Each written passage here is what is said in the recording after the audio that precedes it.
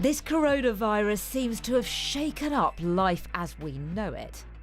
Inevitably, it's going to continue to spread. But how far and fast that's going to happen and what we're going to do about it are still in question. So could artificial intelligence play a vital part in providing some answers and maybe even improving the outcome? AI had an important role in the initial understanding of this outbreak. Canadian specialist Blue Dot deals with global epidemic intelligence and identified very early on that something was amiss through a combination of medical and airline data. We were one of the first groups in the world that identified this outbreak. This was back actually on New Year's Eve day, the morning of December 31st. The machine learning algorithms that we've developed had picked up information in Chinese of a pneumonia, wasn't known to be a coronavirus, of unknown cause, centered around this market in Wuhan. When it was presented to our team, we recognized that there were parallels to the SARS outbreak 17 years earlier. So we knew immediately that there were some historic parallels here and that this outbreak really warranted our attention. And this is where the human scientists were needed. AI can alert, but can't yet do the investigation to say what's really occurring. Detecting an outbreak is really just the first step. There are multiple other things that need to happen. Ultimately, we need to determine what kinds of risks does this pose? Is it likely to spread? If it's going to spread, where might it go? What kind of consequences might occur from that spread? And then ultimately, we have to get that information into the hands of people who can then be empowered with that information to take the appropriate actions. It's not just about tracking, though. The dream is that one day AI might be able to conjure up necessary vaccines on the spot or repurpose drugs to deal with new challenges.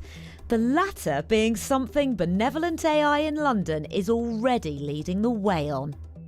This company uses AI to better understand the mechanism of disease, correlating data on illnesses, drugs and outcomes, and providing more information than any human being could ever come up with. And in this case, a potential lead. What are we looking at here? This is a demonstration of our algorithm processing documents in real time, reading the abstracts of scientific publications to do with coronavirus, and extracting relationships between key biological concepts that we really care about to carry out drug discovery. And at this point, we're just a few months into an outbreak that could really grow. How meaningful do you think this data is so far? There's a huge amount of information being published. We're not just pulling out coronavirus information, but we're merging it with a lot of existing publications on underlying biology. Our algorithms reason over biology at multiple layers, from the nanoworld of proteins interacting on our cells, through this maze of biological processes, up to human-defined definitions of diseases. It's very early days for the process, but it is suggesting what might be worth further investigation. Now, a lot of people were looking at virals, antivirals, and how they might potentially, treat the disease. We looked at it from a completely different way. We said, what are the other types of approved drugs that might inhibit the progression of that disease in the body? So we surfaced a number of drugs, and then we did some experimentation based on that and further research. And then we came up with this one drug that we think is best suited.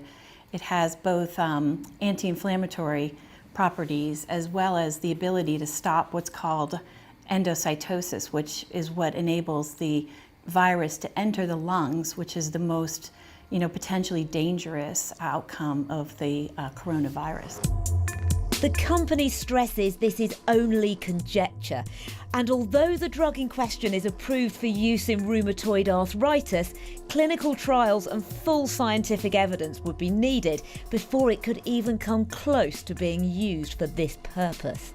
What we're trying to do is use this technology in the service of science to further the development of novel treatments for diseases that currently have no treatment. Like right now in the world, there's over 9,000 diseases that have no treatment. Well, AI will play a greater role than it has already because what's being done is genetic sequences are being taken. That is the understanding of the organism itself. And this is put into databases that then can determine where a virus came from, where it might be going in the future. Of course, AI hasn't solved the COVID-19 crisis, but it has hopefully helped to some extent and should be learning from it to be even more helpful in any future disease outbreaks.